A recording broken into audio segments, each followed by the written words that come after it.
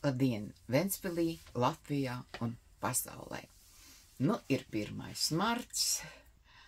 Viss ir pilnīgi jau savādāk. Es vakar nagus ciltnītes zemītē iebāzu un jutos pārlaimīga. Dariet tā kā es. Dobē, tur vēl par augstu. Var dabūt kādu krimīzeru. Nevajag pārspīlēt.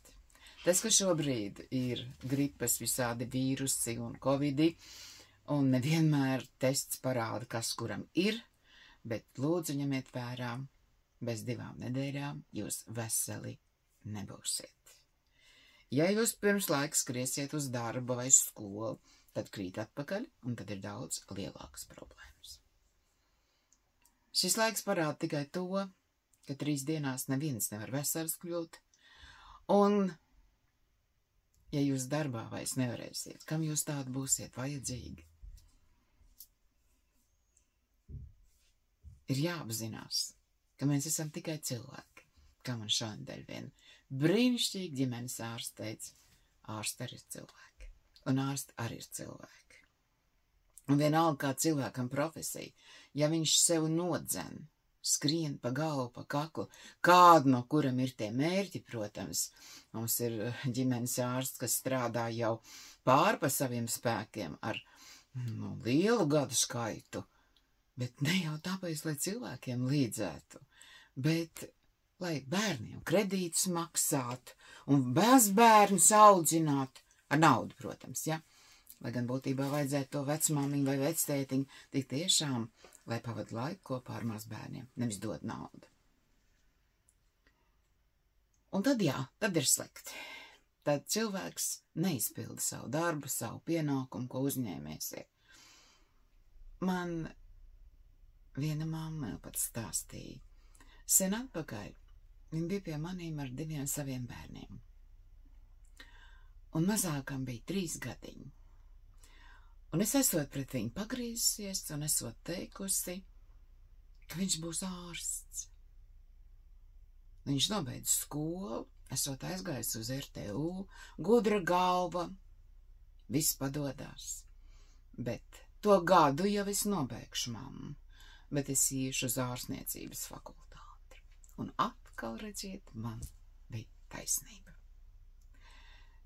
Jā, reizēm gadās sākumā kļūdīties, bet galvenais ir atrast to savu īsto vietu. Un to nevar priekšā pateikt vecāki, tas ir jāsajūt bērnam, un to nevajag arī, kā mēdz skolā būt, 1 iet un 3 skrien pakaļ, tā arī nevajag. Un paldies Dievam, ka šodien puišiem jāiet armijā, vairāk laika, lai pie prāta būtu, lai saprast, ko tad viņi grib. Un ne tikai grib, bet arī jāpadoma visiem, kā tad tie bērni maizīti pelnīs. Ar gribēšanu nevienmēr var nopelnīt maizīti. Ja ar hobiju var piepelnīties, esat malači, bet to darbu kā maizīti, un ar to vajag runāt ar bērniem, šolaik bērni domā, ka nauda ir bankomātā.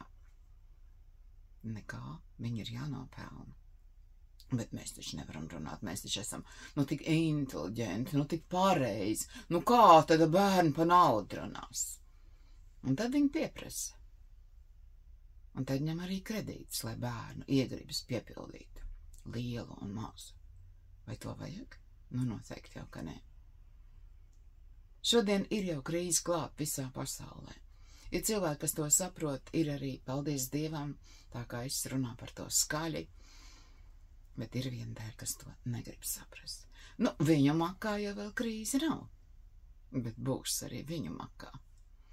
Tas skar pilnīgi visu, lai cilvēks ataptos, lai neauļotu un neskrietu, vai vienkārši dzīvotu. Tad pavasarim paldies, un lai jūs visi mācītos dzīvot, un lai jums izdotos šī mācība, bez lielām sāpēm, bez smagām slimībām. Negaidiet, kad jūs bliezīs un jūs kritīsiet, un tad būs ļoti grūti piecelties. Un cilvēkam nevajag daudz, lai viņš būtu laimīgs. Es esmu laimīga tad, kad pa manām durvīm iet ārā laimīgs cilvēks. Un kad pēc pāris reizēm atbrauc atkal, un ne tikai laimīgs ir kļūst cilvēks, bet arī priecīgs, jo ir sapratis, kas viņam dzīvē ir svarīgākais. Un paldies Dievam, ka Dievs man devis to gudrību un spēku, un to ekrānu, kurā jūs redzu, ka mums kopā tas arī izdodas. Lai mums veicas!